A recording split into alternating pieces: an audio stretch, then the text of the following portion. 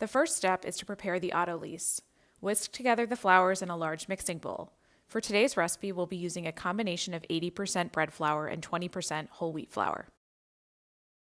Add your warm 90-degree water to the bowl. Please remember that this is the higher hydration sourdough recipe, which can be challenging for beginners. If you're new, I recommend reducing the overall hydration to 330 grams water or even a little bit less. This will help make the dough easier to handle and help with additional strength building. So during this step, you really want to get in there. Use your hands to mix the flours and water thoroughly. Pinch the dough together repeatedly, this is called the pincer method, and scrape the sides of the bowl to make sure the ingredients are combined thoroughly. No dry clumps or bits should be visible at the end of mixing.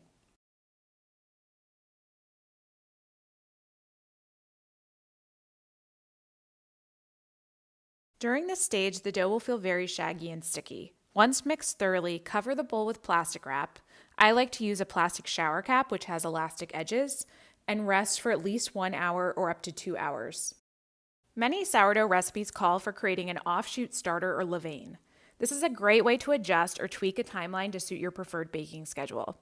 I prefer to simply use a portion of my ripe, just peak starter in my bread dough. This eliminates one extra step and works better for my preferred baking timeline.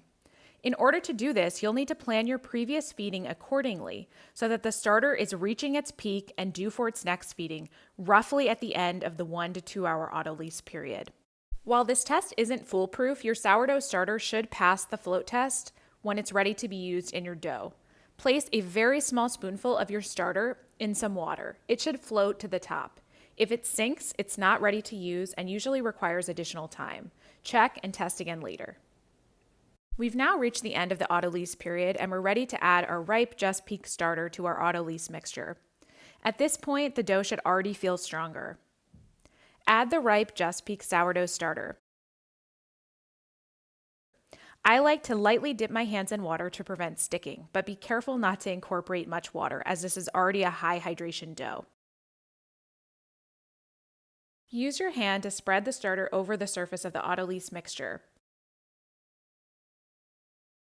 Fold the edges of the dough into the center to fully incorporate the starter.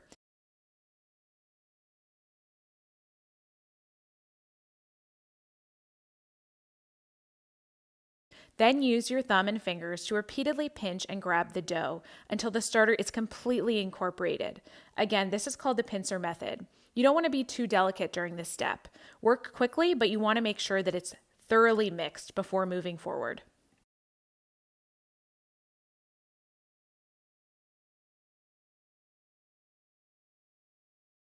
Cover the bowl and allow the dough to sit for an additional 30 minutes, at which point we'll add the salt. After the dough has rested for 30 minutes, we'll add the salt. Sprinkle the salt over the surface of the dough. I like to dip my hands lightly in water once again. Then fold the dough over to incorporate the salt completely. Use your thumb and forefingers once again to pinch the dough repeatedly to incorporate the salt. You should not feel any granules at the end of mixing. You really want to be thorough during this step. Depending on the coarseness of your salt, the mixing step usually takes about 3 to 5 minutes.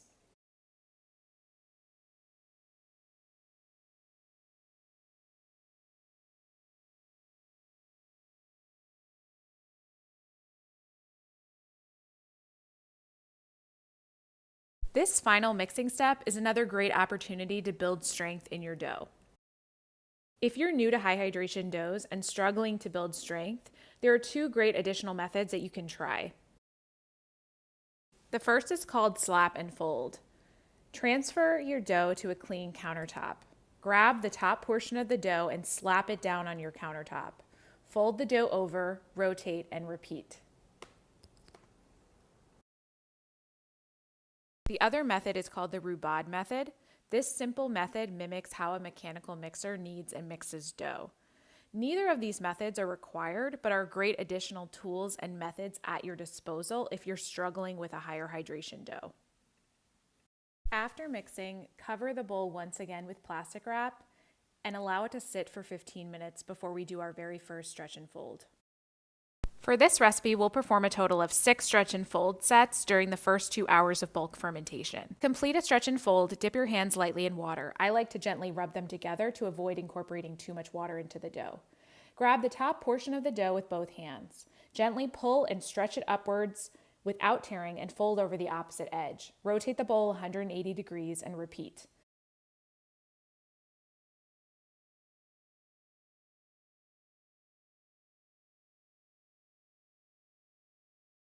Then rotate the bowl 90 degrees and repeat once again for both sides.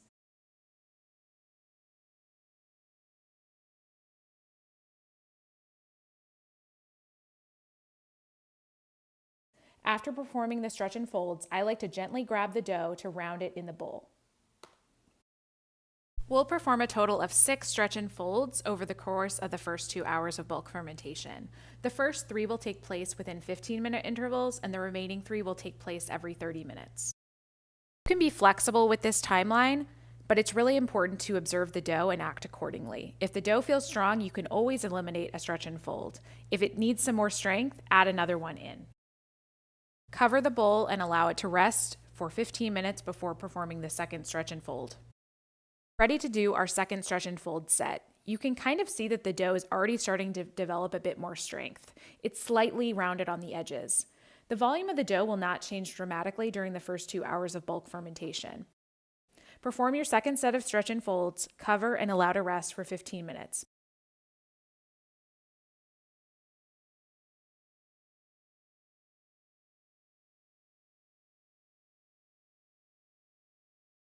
Ready to do our third set of stretch and folds.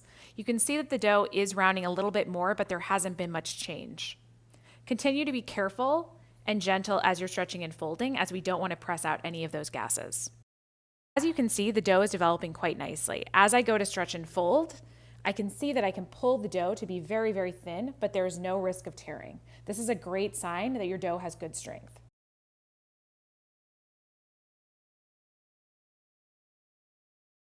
After the third set of stretch and folds, we'll cover the dough and allow it to rest for 30 minutes before performing the fourth set of stretch and folds. It's been 30 minutes and we're ready to do our fourth set of stretch and folds. We'll extend the time between the last 3 sets to give the dough a little bit more time to relax. We're ready to perform our 5th set of stretch and folds. If you've reduced the hydration on the original recipe, you will most likely not need to perform this number of sets. You should never feel like you're fighting the dough, as this can cause you to unintentionally degas it. If it's strong, do not perform any additional sets and allow it to rest covered for the remainder of bulk fermentation. We've now reached our 6th and final stretch and fold set. The dough already has gained a little bit of volume and is feeling more aerated.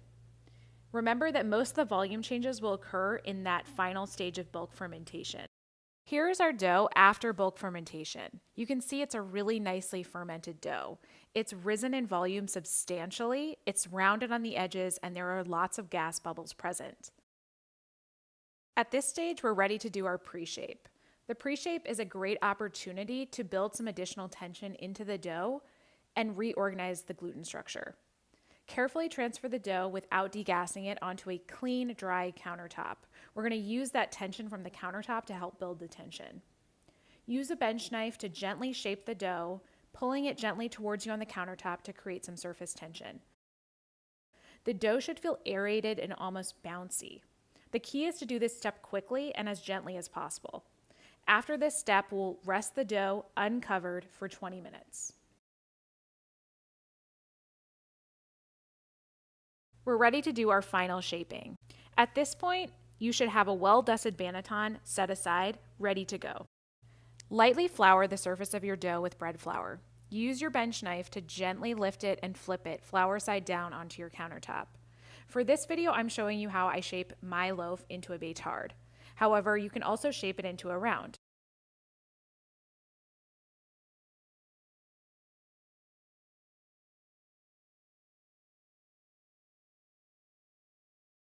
Dust your hands lightly with flour. Gently grab the left portion of the dough and fold it past the center. You can gently press the edges to seal slightly. Repeat from the other side.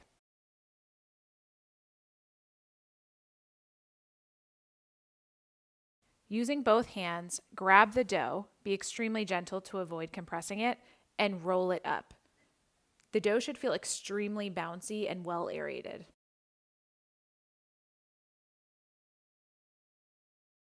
Use your bench scraper to quickly lift it, which will help seal the edges. Transfer your dough to your floured banneton. You can use your fingertips to gently seal off the edges of the dough. Just be careful not to compress too much air.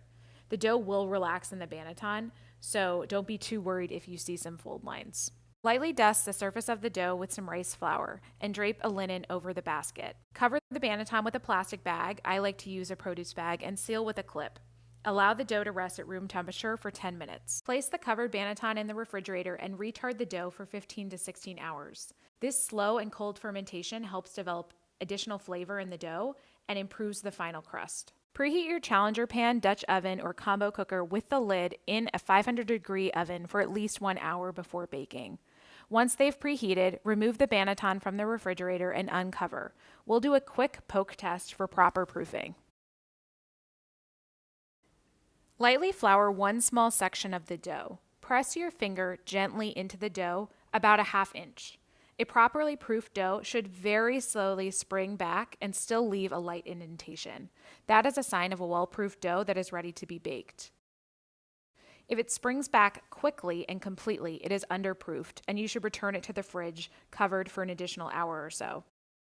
If the dough compresses and doesn't spring back at all, it is overproofed. There's not much you can do at that stage, so you should just try to put it into the oven as soon as possible.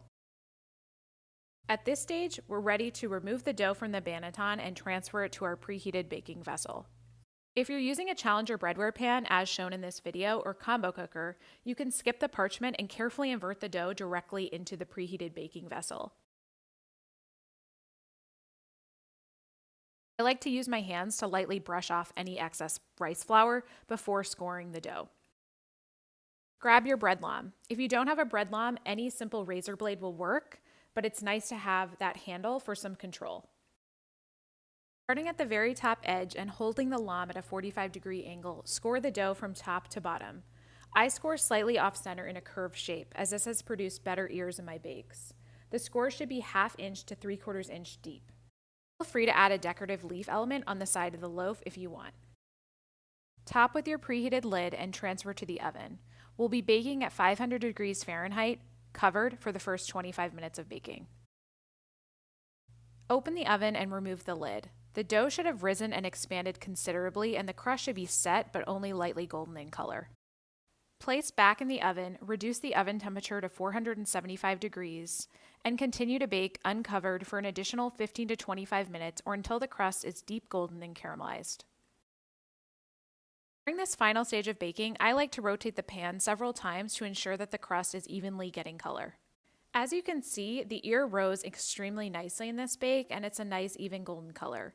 If you knock the bottom of the loaf, it will sound a little bit hollow and should feel very light. Transfer to a rack to cool completely before slicing. This will take several hours. Slicing into warm bread will result in a gummier texture and cause the bread to stale faster. As you can see, our ear developed really nicely, and we have a really nice open crumb structure. If you enjoyed this recipe video, be sure to leave a thumbs up and subscribe to my channel. Thanks for watching.